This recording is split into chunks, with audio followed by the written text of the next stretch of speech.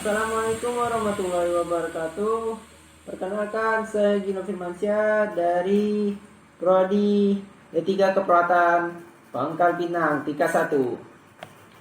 Di sini saya akan menjelaskan tentang berbagai jenis termometer dan cara mengukur suhu dengan tepat. Termometer merupakan alat kesehatan sederhana dengan fungsi yang besar. Termometer yang beredar di pasaran ada yang berbentuk digital dan ada pula yang masih menggunakan raksa sebagai pengukur suhu tubuh. Penggunaan termometer dalam mengukur suhu tubuh juga beragam. Ada yang diletakkan di mulut, di dahi, di telinga, atau dicolokkan ke dubur.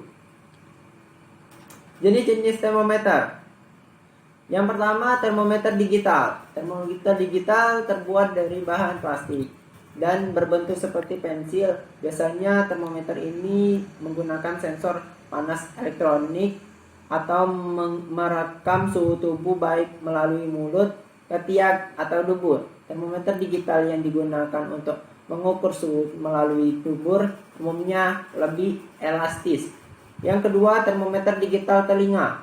Termometer digital telinga atau termometer timpani merupakan termometer yang memanfaatkan sinar inframerah untuk mengukur suhu di dalam liang telinga. Tepatnya di gendang telinga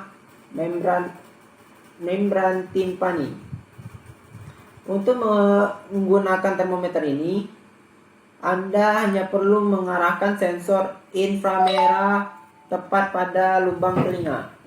Namun pastikan telinga dalam keadaan bersih karena jika terhalang kotoran telinga hasil pengukuran suhu bisa menjadi tidak akurat. Yang ketiga, termometer dot digital. Termometer dot digital memiliki bentuk yang mirip dot atau empeng, sehingga cocok digunakan anak-anak atau bayi yang masih menyukai dot. Cara penggunaannya juga mudah. Si kecil hanya tinggal mengisap termometer dot selama 3 menit untuk mendapatkan hasil suhu tubuh yang akurat. Yang keempat, termometer dahi. Termometer dahi atau termometer infrared menggunakan sensor inframerah untuk mengukur suhu pada area dahi dan arteri temporal di pelipis. Meski dapat memberi hasil yang cepat, termometer jenis ini belum dapat dikatakan memiliki tingkat akurasi yang setara dengan termometer digital biasa. Selain itu, termometer dahi juga memiliki harga yang lebih mahal dibandingkan termometer jenis lainnya. Yang kelima, termometer air raksa. Termometer jenis ini mungkin termasuk jenis termometer yang paling sering ditemukan. Berbentuk tabung kaca yang berisi logam cair berwarna perak air raksa.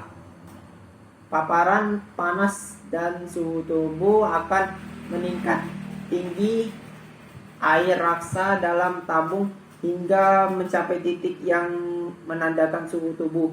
Meski murah, namun termometer air raksa tidak lagi dianjurkan untuk digunakan, sebab termometer ini mudah pecah. Selain itu, air raksa yang keluar dari tabung termometer mudah menguap dan terhirup.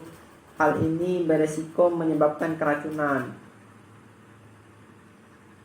Oke, terus hal yang perlu diperhatikan saat menggunakan termometer.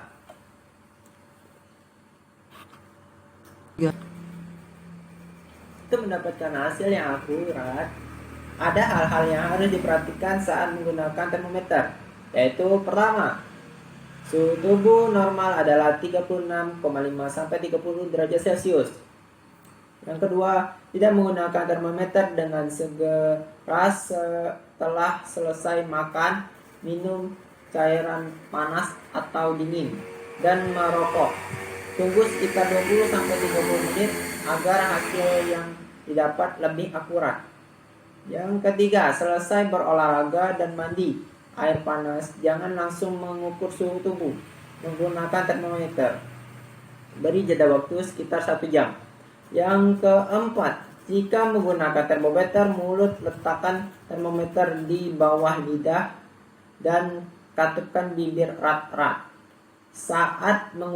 Yang kelima, saat mengukur suhu, diamkan termometer selama beberapa saat sampai terdengar bunyi alarm tanda pengukur suhu selesai dilakukan atau sampai air raksa berhenti pada satu titik suhu. Yang keenam, sebelum dan selesai digunakan, jangan lupa untuk mencuci termometer dengan air bersih dan sabun atau alkohol sebelum disimpan kembali.